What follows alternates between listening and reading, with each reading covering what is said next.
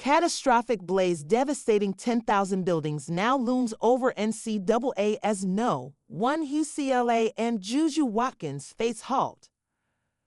California is facing a historic crisis. What began as a series of wildfires has escalated into a catastrophic disaster, leaving an almost unimaginable scene of devastation in its wake. The fires continue to rage through Los Angeles, destroying over 10,000 buildings, forcing widespread evacuations, and creating chaos in the city. Sadly, the NCAA is not immune to the far-reaching consequences of this catastrophe. The level of destruction has put the entire city on high alert, particularly in its most iconic neighborhoods, where entire communities have been left in ruins. In light of this, even the UCLA women's basketball team, led by rising star Juju Watkins, has had to make the tough decision to reschedule their upcoming game. This decision came after Northwestern announced that it would not be traveling to Los Angeles for its scheduled matchups against USC and UCLA, given the risk posed by the fires. In response to the ongoing crisis, the Big Ten Conference has confirmed that it is actively exploring all possible rescheduling options, trying to balance the need for safety with the desire to honor the game's traditions. The situation has escalated to the point where the conference must consider a variety of alternatives to ensure the well-being of players, staff, and fans. For UCLA, a university renowned for its storied sports history, the timing of this disaster couldn't have been worse.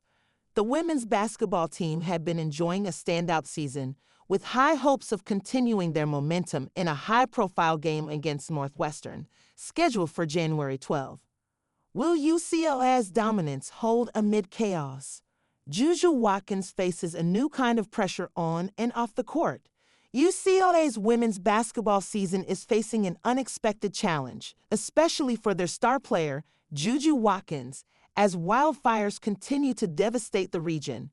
While the fires have already scorched over 21,000 acres and displaced thousands of people, UCLA has assured that both the Westwood campus and Pauley Pavilion remain safe for now. However, the ongoing crisis adds a layer of pressure on Watkins, who has been leading her team with stellar performances this season. Averaging an impressive 24.9 points per game, Watkins has set her sights on breaking the NCAA all-time scoring record of 3,951 points, currently held by Caitlin Clark. Watkins has already accumulated 1,142 career points, leaving her 2,703 points shy of Clark's record. A delay or absence of even one game could affect her ability to maintain her rapid scoring pace. But it's not just Watkins who is impacted by the fires. UCLA, currently ranked No. 1 in the AP Top 25 poll as of January 11, 2025, with an undefeated record of 15-0, could also feel the effects of these disruptions. Up next, UCLA has an important home game scheduled against Northwestern, followed by another matchup with Penn State. While Northwestern may have a 7-5 overall record, they have shown a strong offensive presence, averaging 66.5 points per game. This game is especially critical for Northwestern, as it will be their first time playing against a top-ranked team this season. The outcome could have a major impact on their standing in the Big Ten Conference, as well as on their overall season trajectory. USC versus Connecticut, an elite rematch between stars Juju Watkins and Paige Bueckers. The seeds for the most anticipated matchup of this women's college basketball season were planted decades earlier in the halls of Scarsdale High School in New York, where Geno Auriemma was hot on the trail of one of the sport's most coveted recruits. As part of his full-court press to convince her, the Connecticut coach went so far as to enlist the help of her best friend, who would one day make a name for herself in the same world as Auriemma. Lindsay Gottlieb tried her best to convince her friend, Hillary Howard, on Connecticut to no avail, but the relationship between Gottlieb and Auriemma remained. When Gottlieb injured her knee as a high school senior, Auriemma reached out to offer his help. It was during that recovery process that Gottlieb first considered coaching, and over the years, as she climbed through the ranks, Auriemma would offer regular encouragement. when she led California to the Final Four in 2013, Auriemma, in the midst of a dynastic run with the Huskies, assured her it wouldn't be the last. "I remember him looking at me and saying, 'Enjoy the first one. You'll be back,'" Gottlieb recalled this week. It was Connecticut that would ultimately keep Gottlieb and USC out of the Final Four last season, and with both teams now on a similar collision course this season, Gottlieb and Auriemma will meet again Saturday for a marquee matchup that's been billed as one of the most consequential games of the college basketball calendar. The matchup pins not only two of the best coaches in women's college basketball against each other again, but also arguably its two biggest stars, USC's Juju Watkins and UConn's Paige Bueckers. That was enough, amid the groundswell of new intrigue around women's college basketball, to pique the interest of Fox, which put the game in a coveted primetime slot, where it's slated to follow the network's Saturday NFL game. For USC, it's one of 9 games the team will play on national TV this season, 6 more than last season. "We thought it would be a great opportunity for both teams to test ourselves and one another, but also to put a really quality matchup on TV early," Gottlieb said. "We have a team we want to put on the biggest stage. We have a program that has aspirations to win in March, and you just can't do that unless you're playing high-quality games throughout the year." Read more. USC women hold Elon to 30 points for their 10th victory of the season.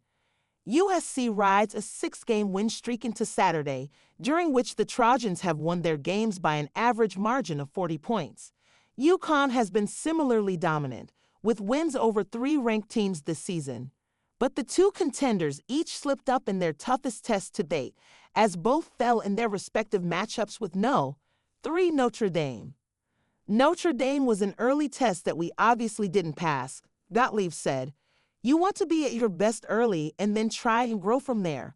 But if you're not, the alternative is to look in the mirror and get better and keep working on the things you think will help you get there. I do think we've grown since then. Much of that process since has focused on finding more firepower alongside Watkins, who Gottlieb says is now seeing defenses created around stopping her.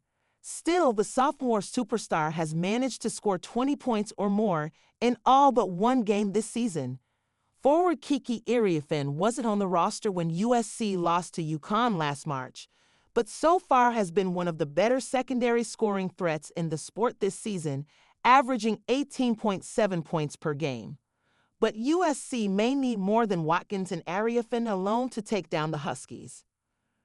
That's because Connecticut has an even deeper well of scorers behind Bueckers, who's shooting an absurd 58% from the perimeter. Overall, no team in women's college basketball has been hotter from the field this season than the Huskies, who are one of 4 teams in the sport to make better than 50% of their shots. UConn forward Sarah Strom should make for a fitting foil to Iriafen as the Huskies' best secondary scorer, 17 points per game, and rebounding threat, 8.3 rebounds per game. She's fresh off a career-high performance against Iowa State in which she scored 29. Read more. She went to prison in Varsity Blues admission scandal. Now she says she was a scapegoat. "You have to worry so much about Paige," Gottlieb said, "that it opens things up for Sarah." That's just one facet of a chess match that should not only provide both powers with an early barometer of where their seasons are headed, but also give the sport a marquee early matchup to maintain its momentum.